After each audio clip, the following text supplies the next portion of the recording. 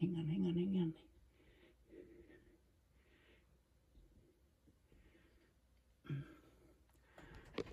Hello, I'm Paul Beckwith, and this is Newton, as in Sir Isaac Newton, and he's, as you can see, he's grown a little bit since he last made a guest appearance. Do you want to say anything, Newton?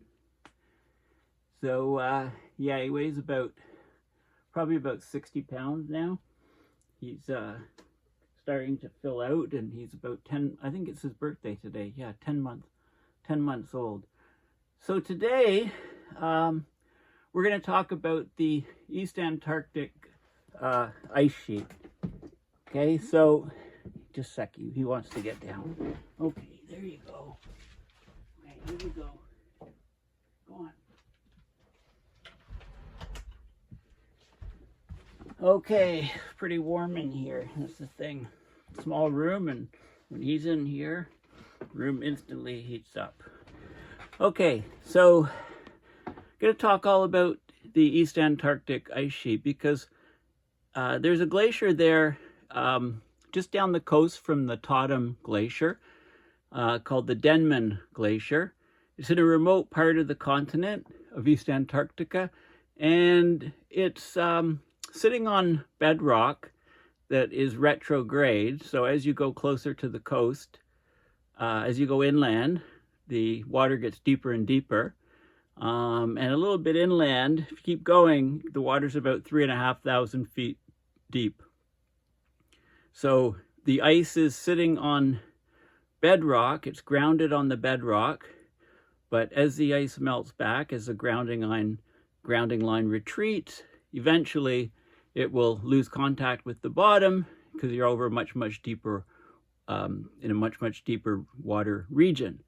Now, why is the ice shelf melting from below? Well, unlike Greenland, where you get melt on the surface and melt below from the warm water, the Antarctica, as you know, is losing large amounts of mass, and that has to be mostly from warm water infiltrating the ice sheets around the coastlines. So this paper that I'm going to discuss looks at that in great detail and determines that the East Antarctic Glacier is melting. It's losing about 70.8 billion tons a year of melt due to the warm seawater. And this is the intermediate depth water of the ocean that I've been talking about in previous videos. So it's affecting East Antarctica as well, and I'll get right into the details now. Okay, so this is the Guardian article.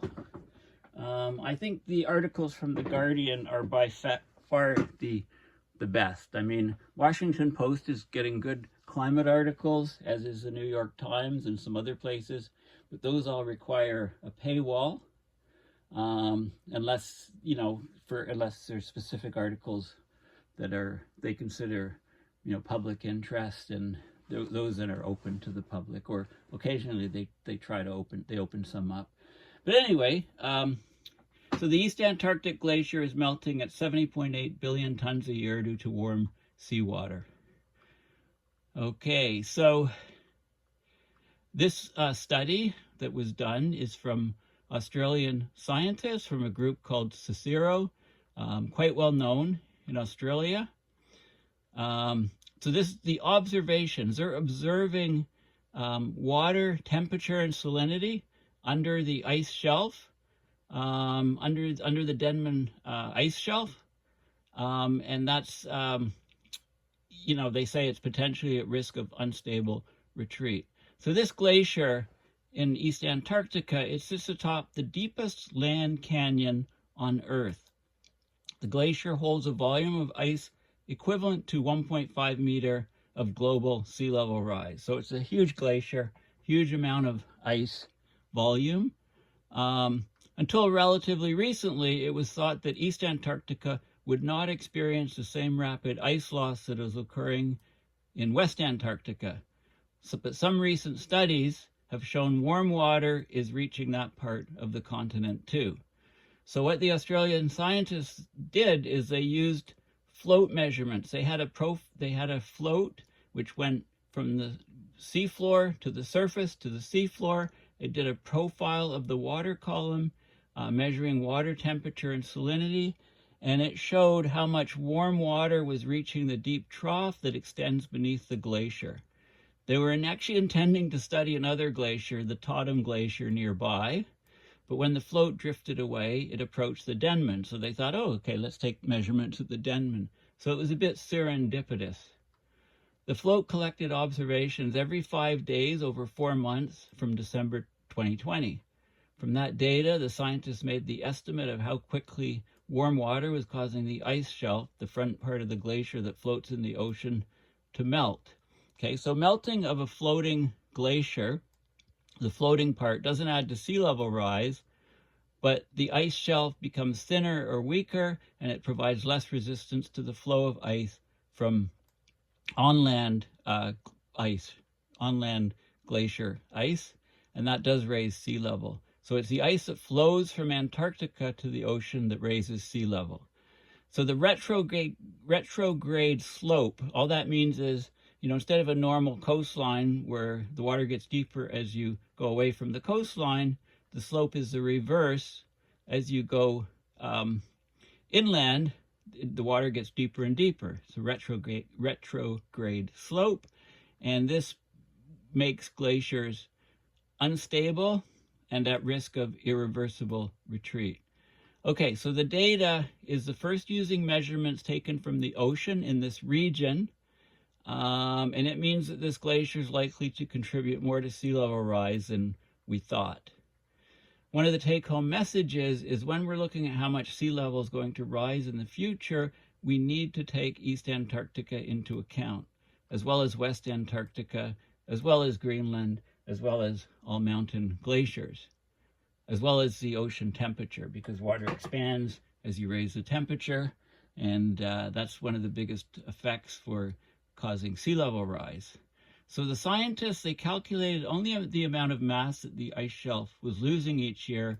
It didn't include a mass balance, which there's some mass added to the glacier by snowfall over time. Other recent research found that when snowfall is factored in, the Denman has still lost about 268 billion tons of ice, about 7 billion tons a year between 1979 and 2017. And Australia has a new icebreaker, which is going to this glacier, and it's slotted for early 2025. Okay, so it's only been recently that ice scientists have realized that relatively warm water can reach the East Antarctic ice shelf, and this paper confirms that one of those locations is the Denman Glacier. So the Australian program on Antarctica is going to focus on this glacier as well as the Totten in the near future. Okay, and so that's the paper. Not too much info in that. So let's look at a couple things. There's a wiki page on the Denman Glacier.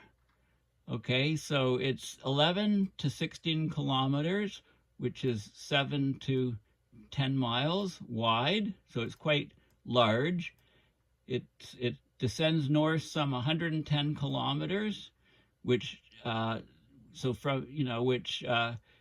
goes into it debouches here. What does debouche mean?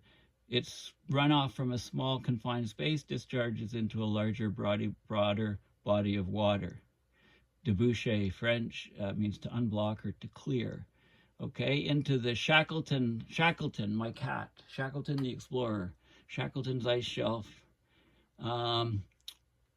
Okay, the canyon under Denman Glacier has been found by Bed Machine Antarctica Project to be the deepest natural location on land, at least not under liquid water, worldwide, with the bedrock being 3,500 meters below sea level.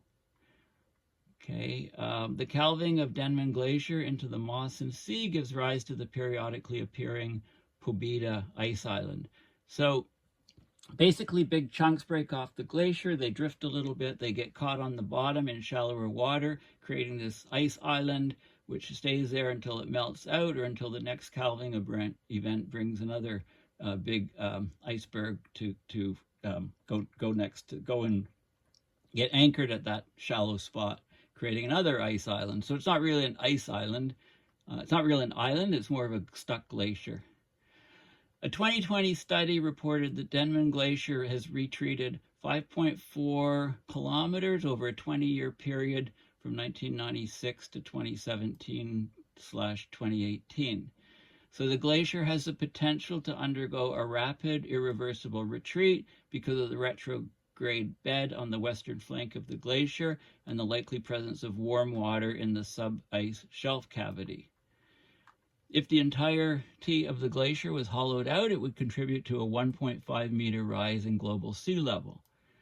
Okay, but there's many factors that determine the rate of retreat, such as the narrowness of the channel along which it's occurring and the movement of warm water from the deep ocean in.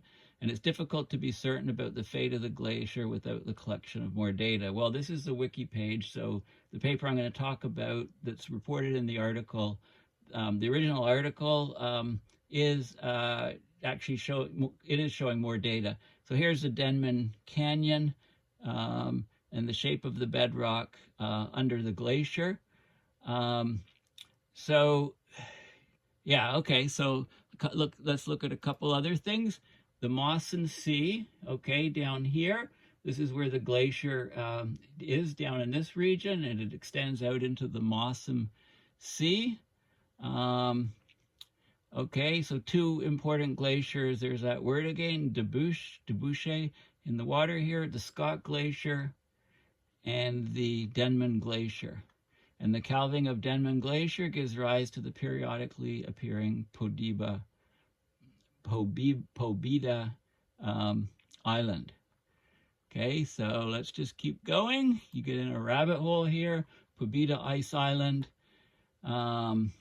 It's an ice island in the Mawson Sea. It's located 160 kilometers off the coast of Queen Mary Land, East Antarctica. The island, which exists periodically, is formed by the running aground of a tabular iceberg. So you get calving of an enormous block of ice from the Denman.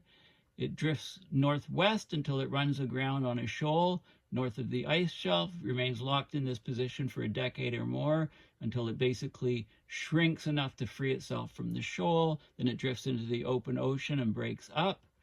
The floating tongue of the Denman Glacier advances it until a new large berg is calved about every 40 to 50 years. That drifts, forms another island, etc., etc. And this is a huge island. It's commonly up to 70 kilometers long and 36 kilometers wide, with an area of 1,500 square kilometers. It's really a tabular iceberg as opposed to an island. Of course, the laws of physics dictate that 11% of an iceberg will extend above the water level in salt water. The remainder is submerged. So in the case of the Pobeda ice island, whose flat surface is roughly 27 meters above sea level, this means that the iceberg extends to a depth of roughly 216 meters, 709 feet below sea level. Its total height is about 797 feet or 243 meters. Okay, so, and then there's a canyon off in this region. Okay, so continuing on, this is just a map here again of this is the region that we're talking about here. This is Shackleton Ice Shelf here. This is Queen Mary Land. So this is what we're talking about. This is the region. And if I go to Google Earth, Denman Glacier is found. Here's an image of it. So it's 11 to 16 kilometers wide, descends north some 110 kilometers.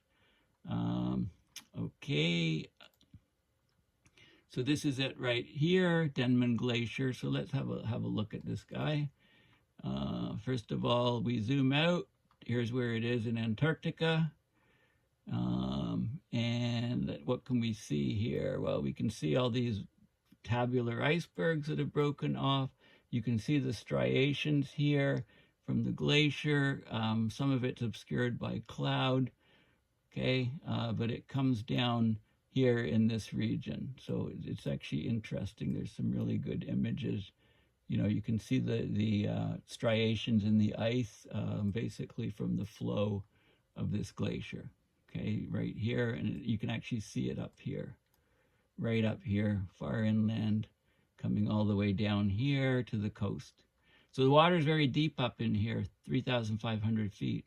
So this thing, you know, it's sitting on bedrock. As it goes back and back and back, eventually as it loses the bottom in the deeper water, then the thing can basically collapse very quickly, which would then cause a great sea level rise because the main glacier will flow quicker. So this is the peer-reviewed paper. Vulnerability of Denman Glacier to ocean heat flux is revealed by profiling float observations. So the key points are the float profiles show warm water. So it's warm water being up to minus 0.16 degrees Celsius. Okay, that seems very cold, but it's above the melting point of the ice, and especially which is minus 1.8 degrees Celsius for seawater. That's the point at which seawater with regular salinity, 34, 35 practical salinity units, freezes at. But this water at the bottom of the glacier is under pressure, so it's actually even lower temperatures required to freeze it. So this is actually quite warm for that glacier at that depth. This is modified circumpolar deep water at the depth in a trough extending below the Denman ice tongue. A bottom intensified current on the eastern side of the deep trough. It transports 138 sievert, not sieverts, one SV is 10 to the 6 cubic meters per second of flow. Okay, and there's 130, a milli of those would be 10 to the third, 10 to the third cubic meters per second times, you know, and times 138. This of water warmer than minus 1 Celsius goes into the cavity. Ocean heat transport sphere drops, that's what it is, SV sphere drops. Ocean heat transport into the cavity is sufficient to drive high basal melt, 70.8 gigatons per year, consistent with glaciological observations. Okay, so let's look into the details. So the Denman Glacier drains a marine-based sector of the East Antarctic ice sheet with an ice volume equivalent to 1.5 meters of global sea level rise. It's accelerated, undergone grounding line retreat in recent decades. A deep trough, you know, actually 3,500 meters, you know, deep, that's really deep inland, and retrograde bed slope inward of the grounding line leaves this glacier prone to marine ice sheet instability. The ocean heat flux to the ice shelf cavity is a critical factor determining the susceptibility of the glacier to unstable retreat. So these profiling float observations, they show the modified circumpolar deep water as warm as minus 0.16, reaching the deep trough extending beneath the Denman ice tongue. The ocean heat transport, 0.77 terawatt, is sufficient to drive high rates of basal melt, so the bottom, basal being bottom melt, 70.8 gigatons per year of melt, consistent with rates inferred from glaciological observations. These results suggest the Denman Glacier is potentially at risk of unstable retreat triggered by transport of warm water to the ice shelf cavity. Okay, so this is a major drainage, the Denman Glacier, of the East Antarctic ice sheet. And the deep trough beneath the glacier extends more than 3,500 meters, 3.5 kilometers below sea level. The retrograde bed slope makes the glacier potentially susceptible to marine ice sheet instability. They've had grounding line retreat, rapid, in fact, over 5 kilometers in a couple decades, and it's accelerating. Now, our understanding of what's causing this has been hampered by sparse bathymetric and oceanographic observations near the Denman ice tongue and adjacent continental shelf. It's hard because mostly there's ice on the surface, and this is all underneath the ice. The glaciological estimates of high basal melt rates, about 45 meters per year, suggest that warm water likely reaches the grounding line. But it's difficult to confirm with direct observations, as persistent sea cover makes this region difficult to access and observe by ship. Okay, so it's year-round persistent sea cover in this region. They did have some observations, in fact, 5 profiles, one near the ice front, and that was collected from instrumentation on an elephant seal, believe it or not, in 2011. So scientists, they put an instrument on an elephant seal, and it just went out and swam wherever it normally swims, and they recorded the temperature and salinity of where it swam, so they got data, and these 2 of these profiles of the 5 showed warm water at depth and a deep trough on the shelf. That was the first direct evidence that warm water reached the Denman continental shelf and the deep trough that leads beneath the Denman Glacier. But the single seal profile near the ice front, that's not enough data to calculate how much warm water entered the ice shelf cavity.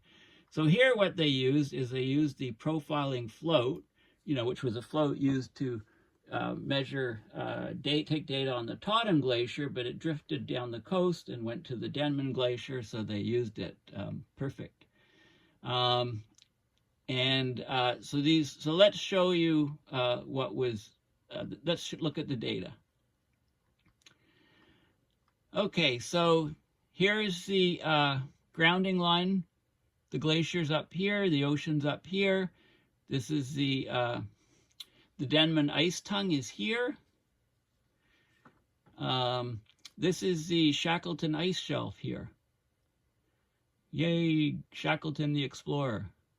MI is the Mill Island. Okay, and these are the locations of the profilers and the date when the profiler was there. So it started here, and it moved this way. So this is the path of it moving along, and the date. So it moved all the way around here and came back, basically. So every 5 days it would go to the bottom, come back up, and to take a profile of temperature and salinity in the water. This is the water depth here, and this is an expanded view of where the profiler measurements were. So started here at 64 and worked its way around here. Okay, here's another view here. Okay, this is expanded. This is back on sort of this scale here. And this is some more depictions of it here. This is the depth difference. So they had bathymetric data on how deep the water was, but the water was actually deeper than they thought. Okay, so some areas here were 200 meters deeper than they thought. Other areas were shallower than they thought. And that's the color of the dot shows that. This is the temperature that they measured. So the coldest was the dark red. So the water was coldest here, warmest is the dark red, minus 0.1 degrees Celsius, and the coldest was the dark blue. So you can see that the yellow here is about between minus 0.9 or so. You can see how the water temperature varies. And so the water is quite warm. It's warm enough to melt ice. And this is they measured also the thickness of the ice. Panel F is the bottom layer. It's the thickness of the bottom layer. So modified circumpolar deep water, the thickness of the bottom layer. So this is where the probe was, and the bottom layer, the warmest layer, was 300 meters thick here and narrowed down as you went up here. Okay, so that's important for knowing the volume of water, warm water, and calculating the heat. You can calculate the exchange rate of heat, from this equation. LF is a latent heat of fusion, which is 334 grams per joules per gram, or kilojoules per kilogram. CW is the specific heat capacity of water, which is a constant. M melt is the flux of meltwater. So the flux of meltwater, that would be cubic meters per second. Tn and Tout are the potential temperatures of the inflow and outflow. So warm water coming in, cold water going out. You can calculate the heat difference. So you can calculate how much melting is going on. So let's go down further and look at the data. Okay, so this is the ice front here. This is a profile, deeper and deeper water. This is the seafloor here. And what you can see is this is the different views, ice front, northwest view, southeast view, northeast view. And these are the temperatures. So you can see actually that the warmest temperatures are right at the bottom of this thing, close to just slightly below zero.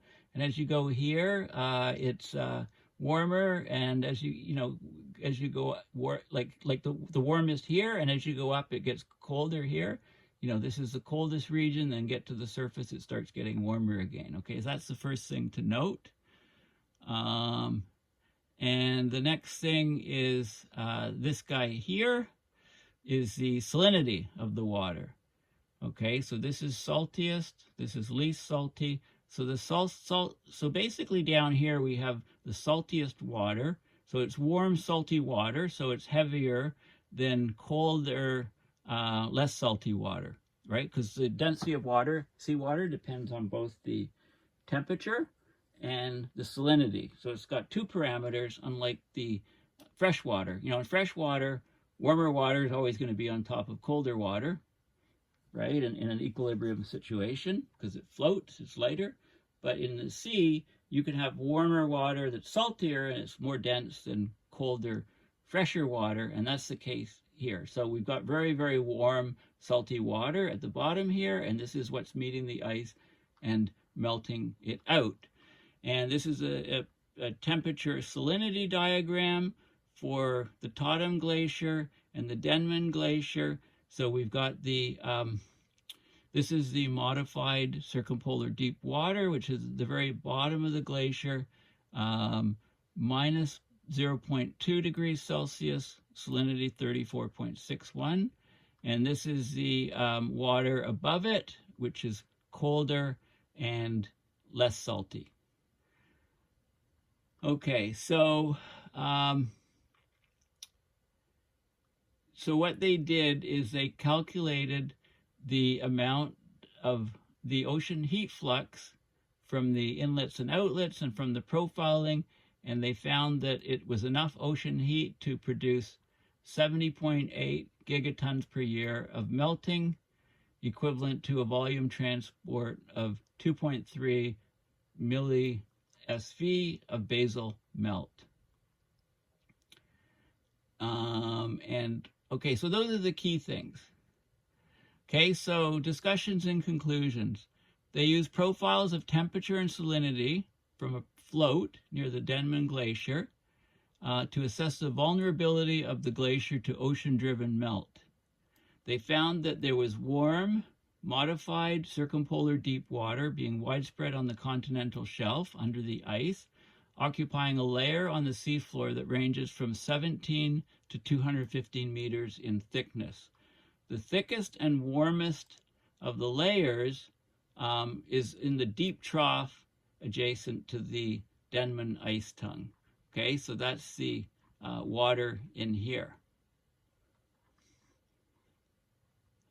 The observation of warm water in the deep trough adjacent to the Denman ice tongue is reminiscent of the Totten ice shelf, where strong inflow of warm water was found to carry sufficient heat to explain high rates of basal melt inferred from satellite data. The similarity between the two glacier systems extends further. The inflow of warm water warmer than -1 Celsius is smaller at Denman, 138 milli SV, than at Totten, which is 220 milli SV, but the transport weighted temperature is higher. So in other words, the transport weighted temperature is higher. So we're getting more melt at Denman than we are at Totten. This results in ocean heat transports and meltwater production rates that agree within error bars to what's being measured by satellite.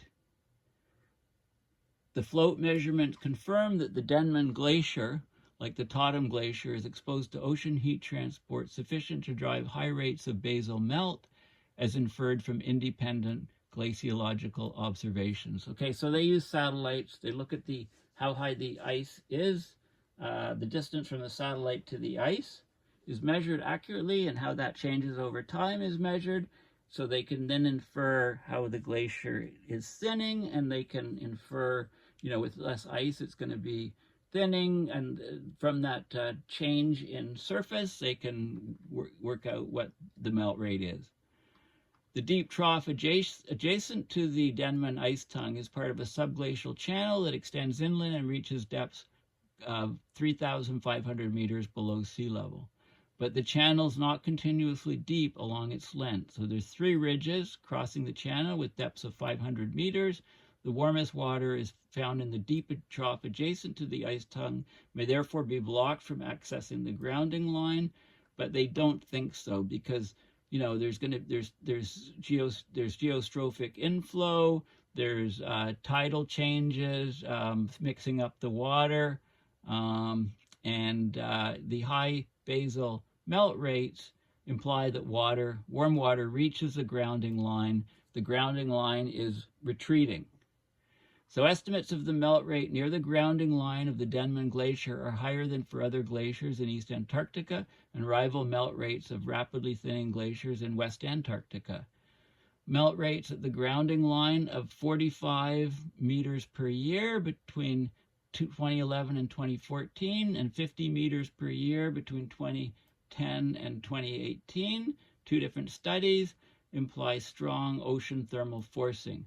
If the warmest water now this is important, if the warmest water we observed on the shelf can reach the grounding line, the maximum thermal forcing is 3.1 degrees Celsius. That's the difference between the warmest in situ temperature at the Denman ice tongue front, which is a minus 0.16, which was measured by the float, and the freezing temperature of water at that depth, 1800 decibar, is minus 3.26 degrees Celsius. So yeah, seawater freezes at minus 1.8, but not under pressure. That's at the surface. As you go to the bottom of the ice, where the bedrock is, and get the water pressure there, the water freezes or thaws at minus 3.26 Celsius. Okay, so because the water temperature goes up to just below 0, the difference is 3.1 Celsius. Okay, so then you use that difference and calculate the heat, and you can get an awful lot of melting. So melting rates in the grounding zone, the region immediately seaward of the grounding line where tides drive intermittent grounding and ungrounding of the ice shelf. Okay, remember the last paper where, high tide brings the whole thing up, low tide brings the whole thing down, high tide brings it up, right? They need to send a little submersible to take pictures, and they'll probably see those ridge lines, which occur, on a daily cycle. High tide going up, tide going down, which was a fascinating study. So it's all sort of connecting together. The warm water has huge implications to melting these huge glaciers. Very high melt rates near the grounding line of the Pine Island Glacier have recently been attributed to subglacial freshwater discharge, but the influence on melt rates was found to be limited to the immediate vicinity of the grounding line. Okay, so and there's some more details here. There's been a long-term acceleration of the glacier. For example, Rigno et al. 2019 estimated a 16% increase in flow speed of the glacier since the 1970s. Miles et al. Found accelerations of 17% of the grounded portion, 36% of the floating portion between 1972 and 2017. The grounding line of the Denman Glacier retreated by 5.4 kilometers between 1996 and 2017 to 2018. The changes in glacial flow may reflect an increase in ocean heat transport to the base of the glacier and or ice dynamics. So ice tongue thinning, changes in ice tongue structure following calving or release from pinning points where the ice is pinned to the ocean floor.